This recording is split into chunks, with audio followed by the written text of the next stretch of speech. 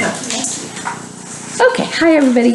Hi. Hello. Okay, so the book we're in is the July August edition of Gather. It has this pretty pink cover on it, and we're on page 34, right? Mm-hmm. Okay, 34. Session 3.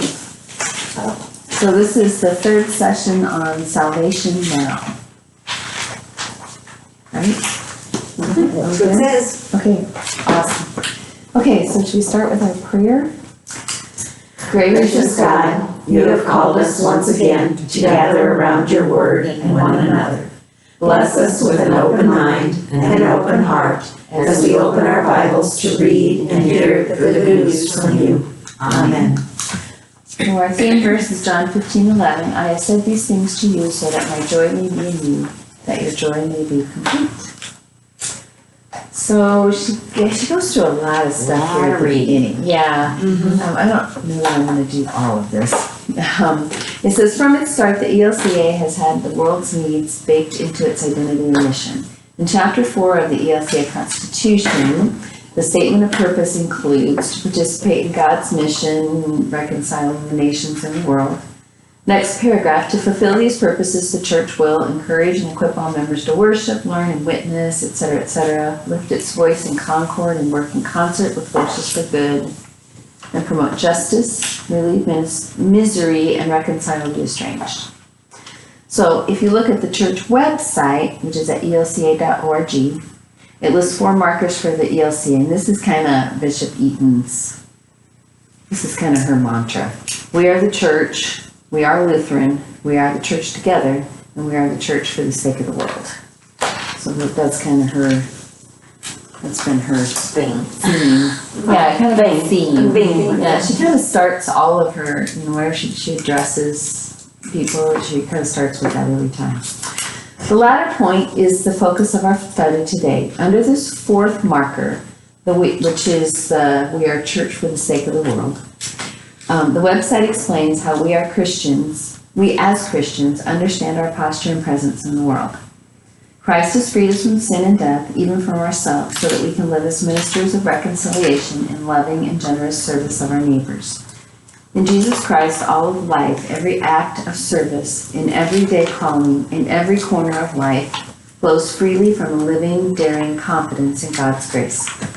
Freed by the transformative life of Christ, we support ELCA members as they give themselves freely in transforming service with the neighbor.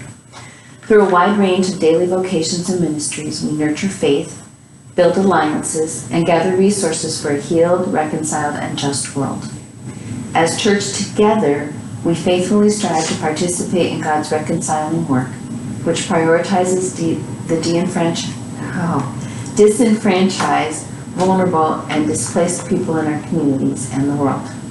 We discover and explore our vocations in relation to God through education and moral deliberation.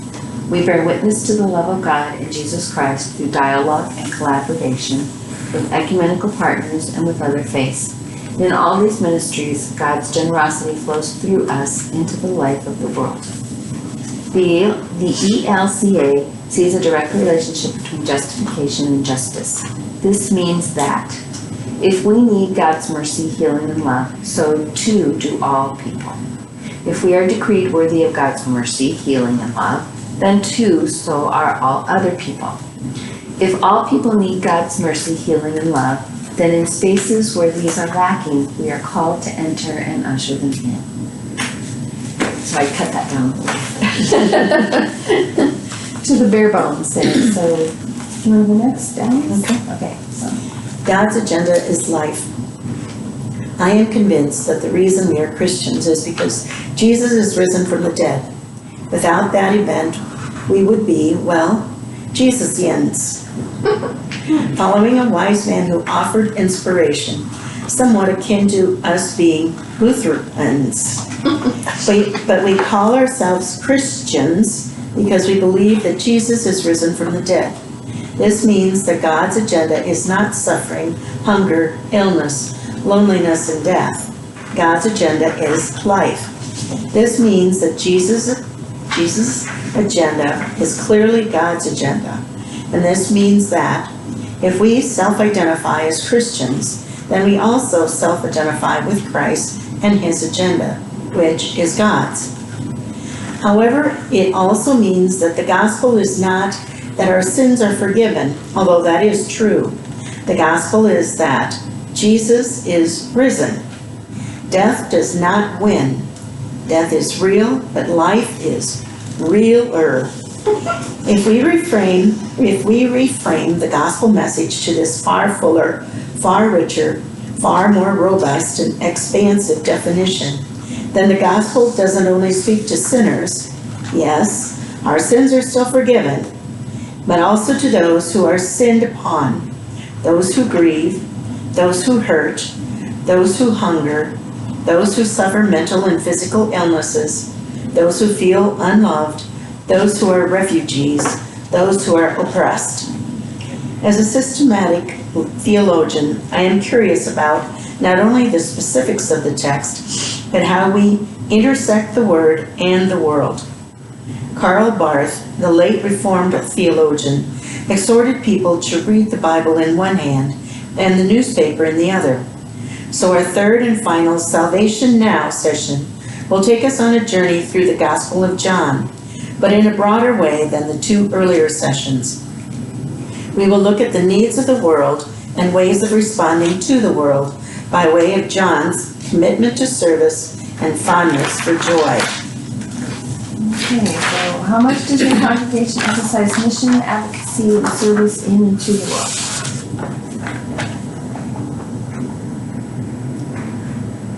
Well, we have the quilters that do the mission for the world. Lutheran World Relief. Riverside. Yeah. It's a part of it. It may not be the first thing on the list, but it's part of it. Well, at Christmas time, Do we do the cap ornaments and. Yeah, ornaments, Yeah. for the animals Yes, or? good gifts. Good gifts. Yeah. Good gifts. And I knew the name. I knew it. It's a game, right?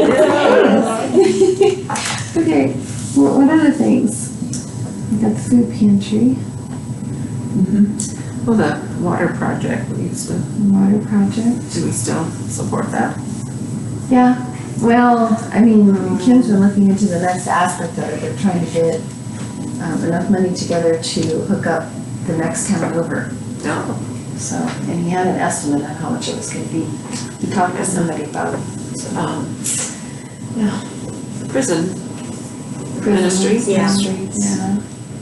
And So- Mary's Place, Yeah. Supporting and Global Health Ministries. global health, but like Daniel going into the ministry, Oh, yeah, seminary support. seminary support, Yeah. College students with our, is it epic. Epic? How do you feel about that, the level of engagement that we're at? You probably always could do more. Well, There's so much. Well, It's bring some so Overwhelming of what refuge things also. need to be done. Is a good one. I feel we're doing quite a bit, but like I said, we'll never, Oh, Yeah. always, And There's always gonna be feeding more. world hunger. yeah, the football, Super Bowl Sunday, don't they support? Super Bowl curing. Yeah. Yeah. Yeah, if you start listening to everything, it's kind of long, isn't it? it's more than you thought. Yeah, so it says the Greek word that we render gospel is, I can't even say it, I don't remember, which means good news. So gospel actually is interpreted as good news. News is something that affects our lives. It sure seems as if there's a lot of bad news in the world. When you are surrounded by bad news, both personal and public, what most counters it? Possibly this hearing about something good that happens to counteract, there is bad things in the world, but you hear about the good things that happen. It's sort of, they think, oh, it's not all bad. And sometimes it's a result of the bad, or look at the something risk. happens that the bad, Or try to think of the good first Yeah. instead of the bad news Right. first. You know, Or just, when watch people the say, bad. well, the good news first or the bad news, say, okay, let's take the good first.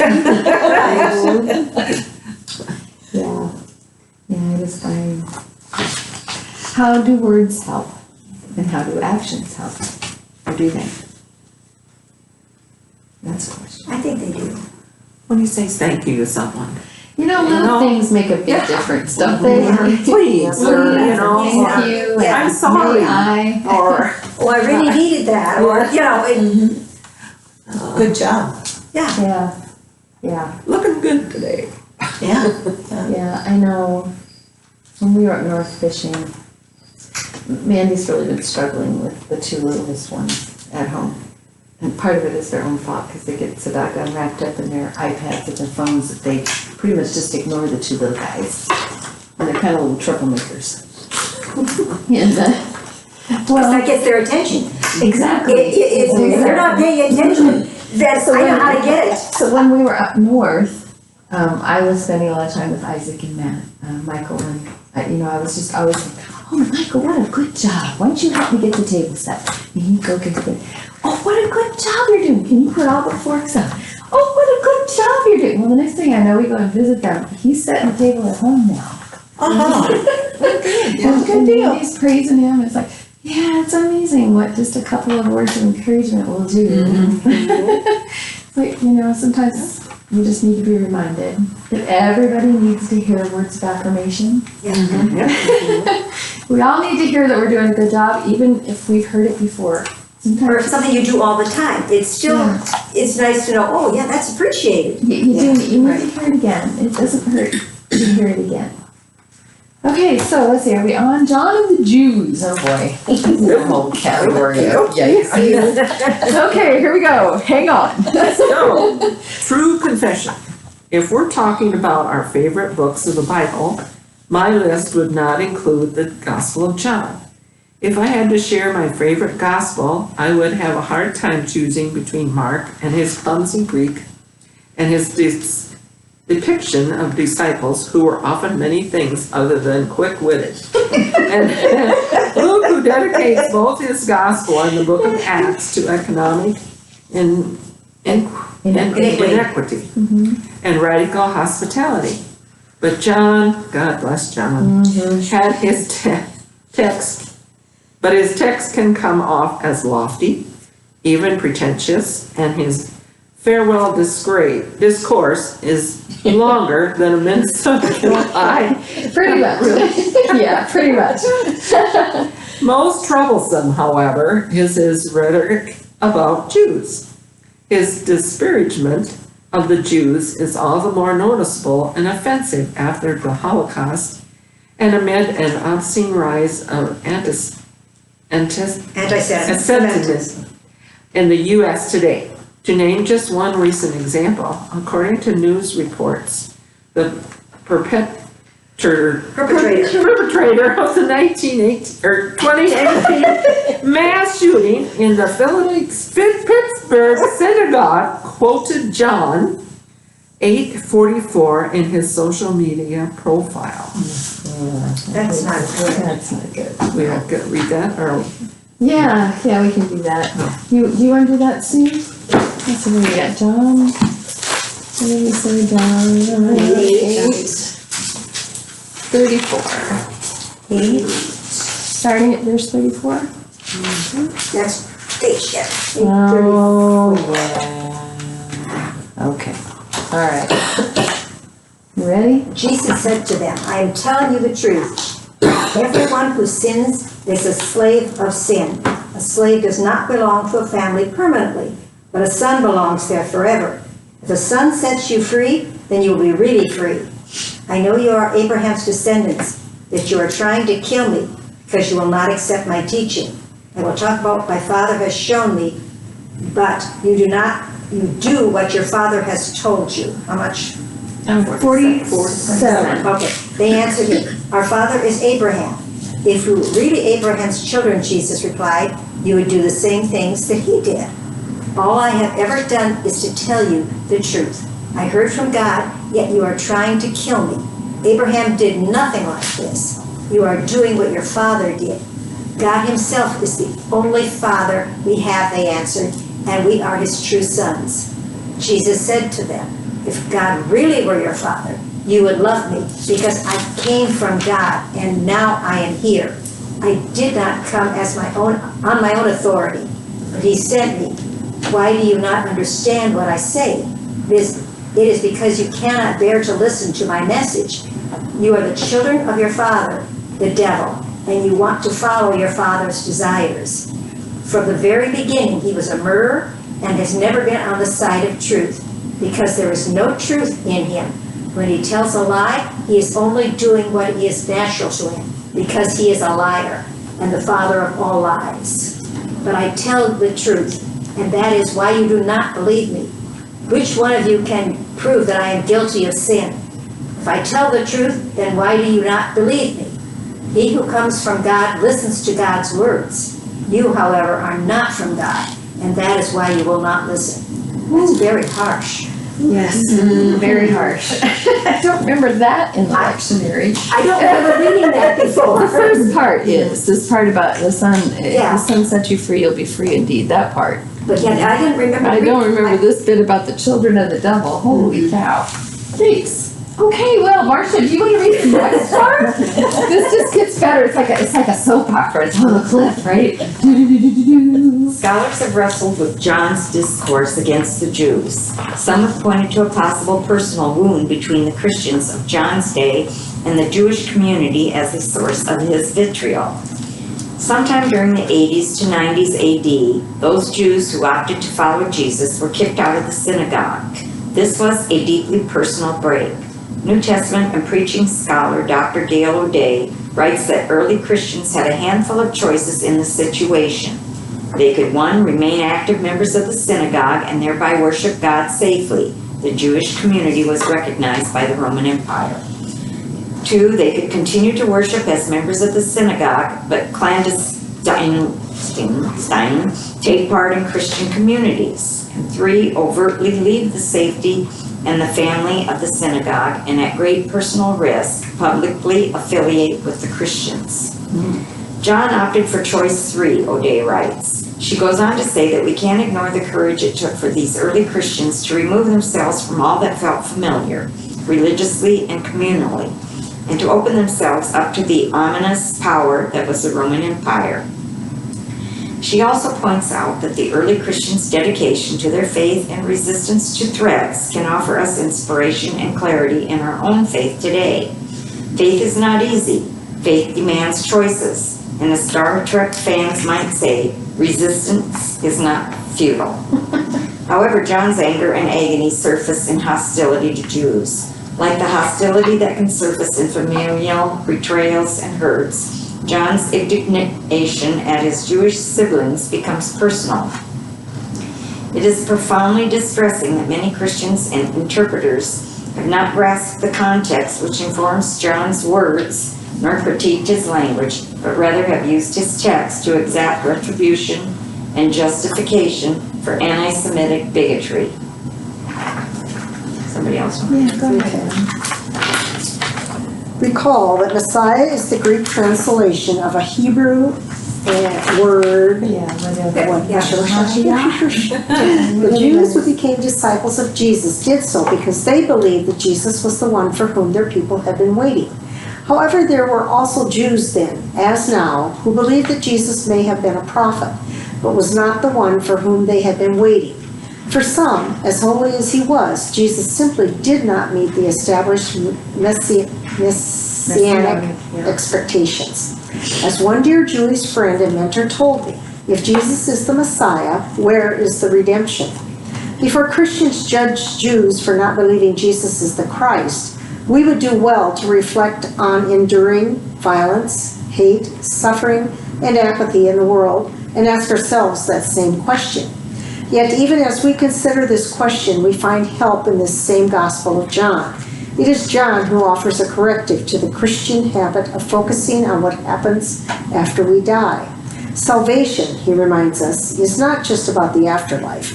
Salvation is about the now and our calling to participate in the now, as we, too, play a part in God's redemptive work. John's testimony about Jesus and Jesus' utter dedication to love is indeed revelatory of God's agenda. While we can't ignore the disturbing nature and the consequences of John's words about the Jews, we can't let this distract us from John's message about God. How do you reconcile John's gospel with John's treatment of the Jews of his day? I think you have to be careful whenever you're reading anything old, that you always have to read it in the context in which it was written. Yeah. Because, I mean, even if you look at our own history, if you look at stuff that was written in the Revolutionary War, you have to read it in the context of that time period. You can't read it in the context of today. Like slavery and. Or like even books like Tom Sawyer and that, I mean, you know. What was appropriate then is not necessarily appropriate. But that doesn't necessarily make it bad, it just means that that's The way it was at that time. like a different time period, it was a different way of life. It doesn't mean that it doesn't mean you need to condone it either, but, you know, I just think you have to be careful about that kind of stuff. Okay, John 11, okay, more John. Whoa, all those? You can read the whole thing? 1 through 44? No.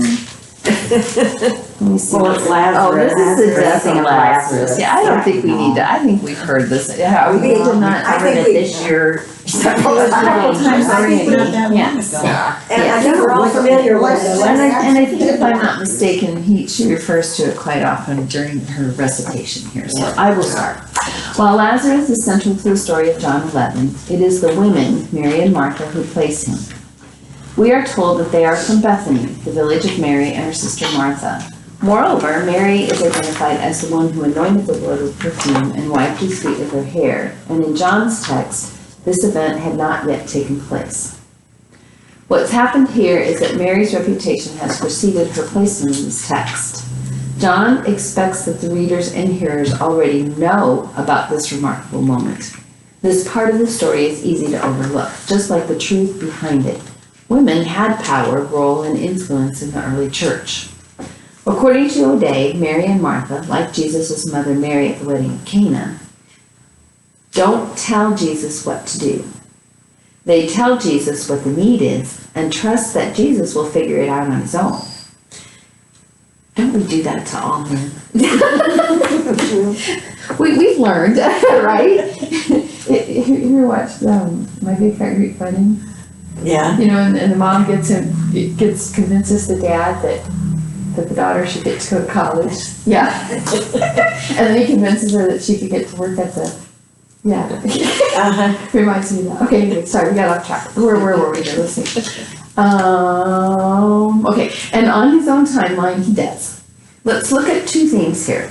Jesus' commitment to healing and restoring in an immediate moment, and Jesus' grief that the healing and restoring are necessary.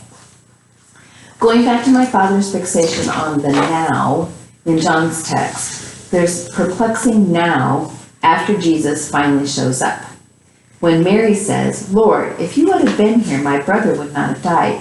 But even now, I know that God will give you whatever you ask of him." We see that this now carries weight, but its meaning is unclear. Is Martha's even now directed toward Jesus as a bit of reproach? It sounds like it. A little bit. Okay, fine, Martha could be saying. So you weren't here when you should have been. And yes, my brother died thanks to your dilly-dallying on the way. But despite the fact that he's dead not just 1 day or 2 days, but now 3 days, or 4 days in total, I know that even now you could raise him up. That's one take on it. Another take is that Martha's even now is a declaration of faith. Because she has come to see that who he is, she now trusts him as her Lord and with her brother. And in this case, she could be saying, "But I know even now that you are the Messiah and that God will give you whatever you ask." Either way, Jesus' presence amid this profound grief and hopelessness shifts what happens in an immediate moment. Do you want to go on? Sure. Okay. This is a lot. It is worth pointing out that despite Lazarus ultimately coming out of the tomb alive again, it is not correct to call his exit from the grave a resurrection. A resurrection means that someone is alive again, never to die again. Lazarus, who goes on to live and die another day, is resuscitated, not resurrected.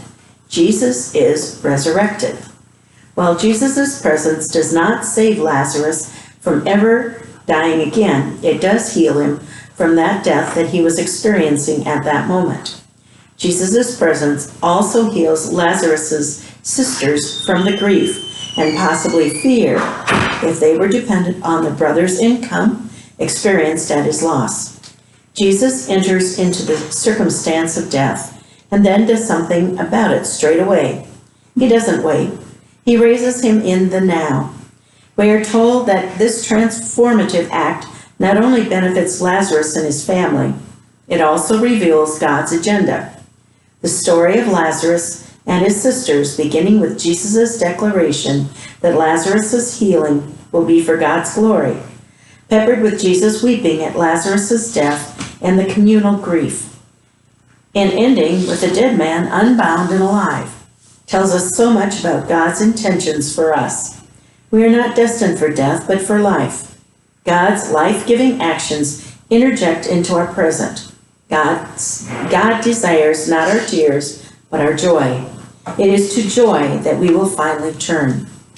Okay, so Mary and Martha were neither the first nor the last to beg God to bring someone back from the dead, or the brink of it. What does your faith bring to bear in moments when you suffer despair? Does this story help or hurt?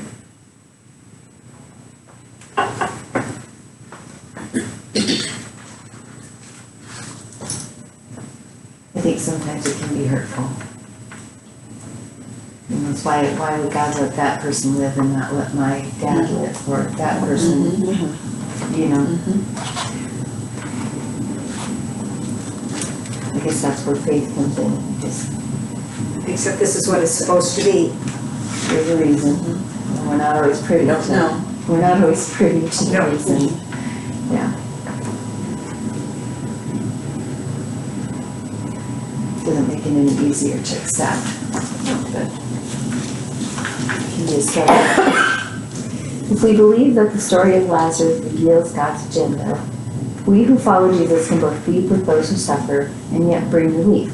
Make a list. What are some ways in which we can abate suffering and restore life on a personal level? I think simple things, just visiting, texting, calling, bringing a meal, right? Yep. Yeah. Giving rides. Yep. Any others? I don't think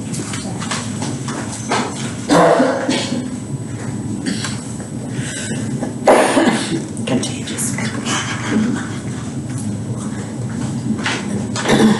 Even just talking with the person, about the person who's gone with them, it sort of, it doesn't bring them back, but it does somewhat. Reminiscing of the Reminiscing over things. Well, no, good things. so we know they're not forgotten. Yeah. They still are with us. sharing them.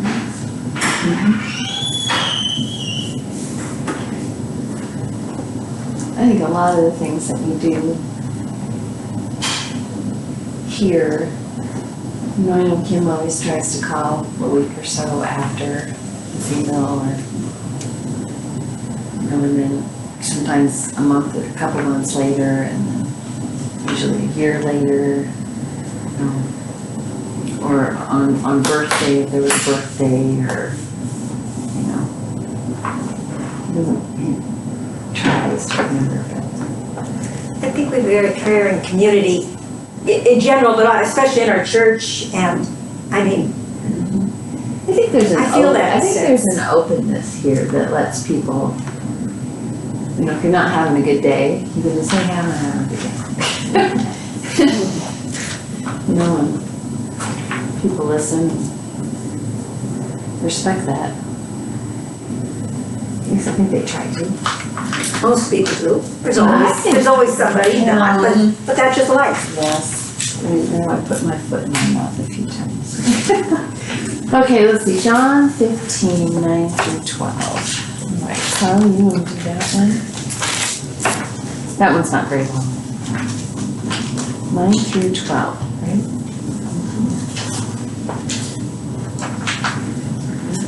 So this comes right after the stuff on the vine and the branches. Okay, yeah, all right. As the Father has loved me, so have I loved you. Now remain in my love. If you obey my commands, you will remain in my love, just as I have obeyed my Father's commands and remain in his love. I have told you this so that my joy may be in you and that your joy may be complete. My command is this: love each other as I have loved you.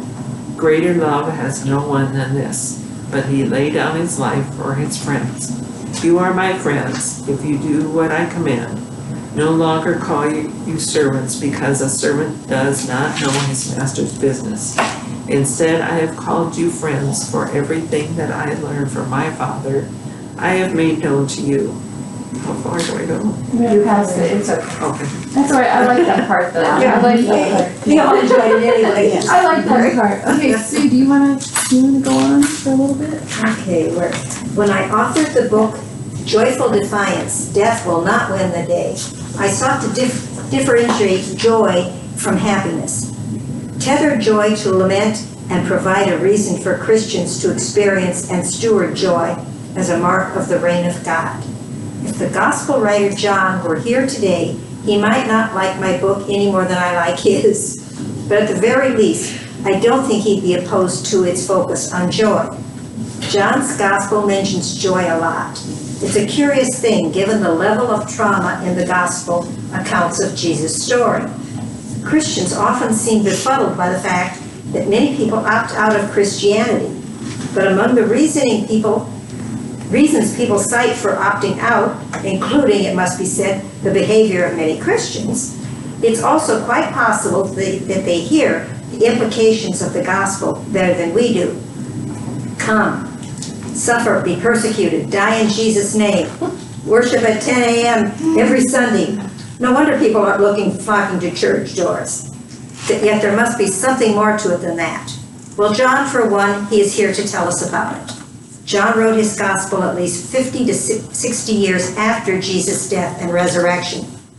He and the others had time to begin to absorb what the resurrection meant. The earliest Christian community believed that Jesus' return was imminent. When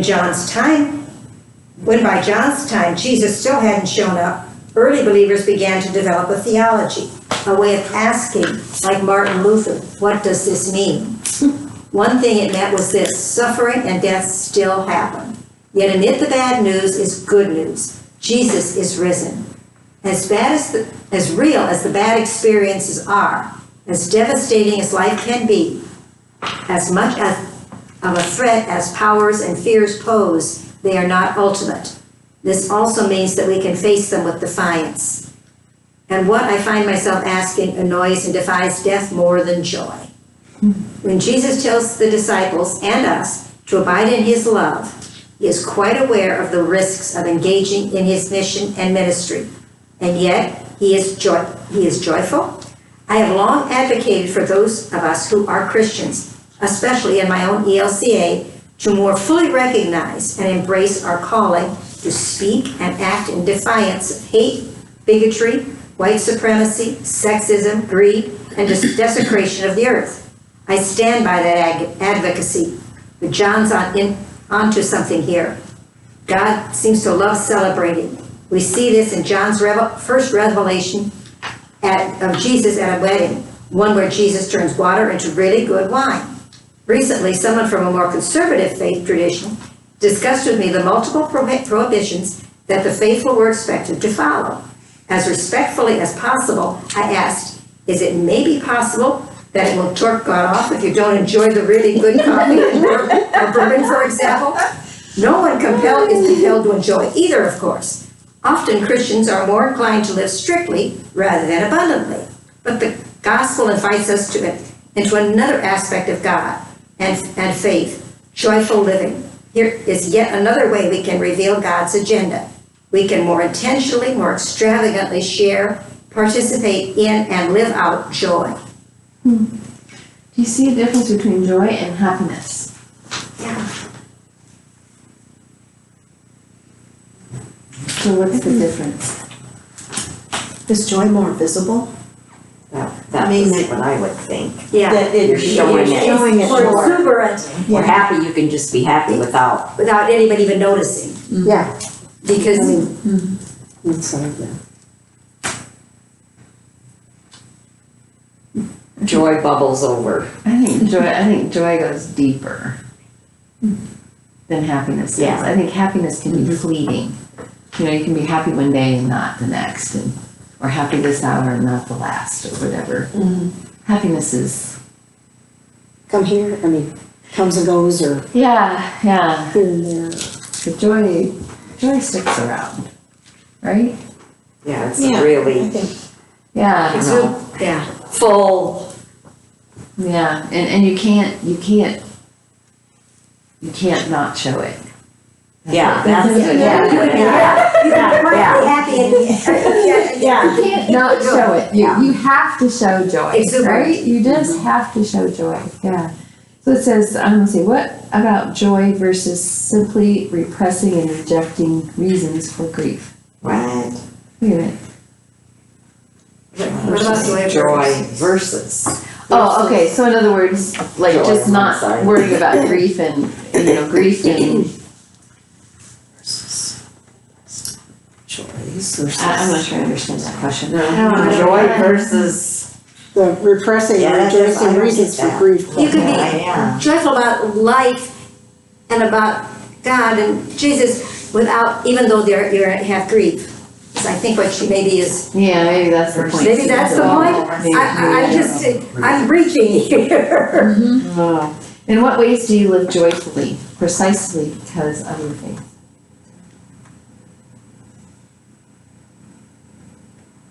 Maybe the question is, do you live joyfully? Yeah. That's maybe a better question. Singing. Yeah, praises. Yeah, for me, singing is a big one, or playing. I don't think you can look around here and not. And Finding things to be joyful about. and see this world that God has created. And a little seed, grows into a tree or, and just think of all the miracles that are around you and not be joyful. What amazes me is how all the little things work together to make this world work. Yeah. And how it is being, just watching the news tonight, the homes falling into in Alaska because of the weather, the climate change, The melting of the. It's just, I mean, we've gone beyond helping some of those things now, it's up to us to do something about this, there's gotta be things we can do to better, That assumes you get people to agree. that's it, that's the thing. I would not hold my breath. I kind of look at that like the homes in Malibu and stuff that are built on the cliff, and it's kind of like, They were, are you really, really? But these in Alaska are just because of the melting of the Ice. ice, Yeah. it's not because they were built in these precarious places Yeah. to begin, I mean, it's Yeah. just. California, they've been going into Lots the of ocean things. since when I was there. Yeah. And it's been a long time since I've been in California. And they were falling into the ocean then. Yeah. But So what they're are some just- ways that you and your congregation can embody or incarnate joy? Is that how you say the verb, incarnate? Yeah, that's the way I got Is that right? Yeah, Yeah. that would be right. But you don't usually see it that way. No, you don't usually see it that way, do you? Yeah, you don't, Yeah. Yeah, you usually see it as an adjective, not as a verb. Oh, yeah, this I is an think when you go out adjective. the door, it doesn't you don't stop. Yeah. stop at the door, Yes. take it with you and Yeah. spread it in your community or your friends. Yeah, I or, think that's the biggie, you have to remember it from 10 a.m. on Sunday morning to 9 a.m. the next Sunday. Yeah.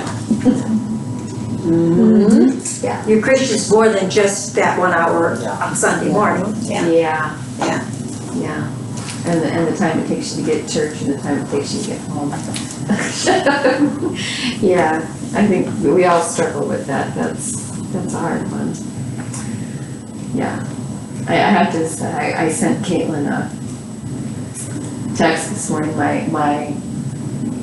The girls got me a devotional book last year after Bible school.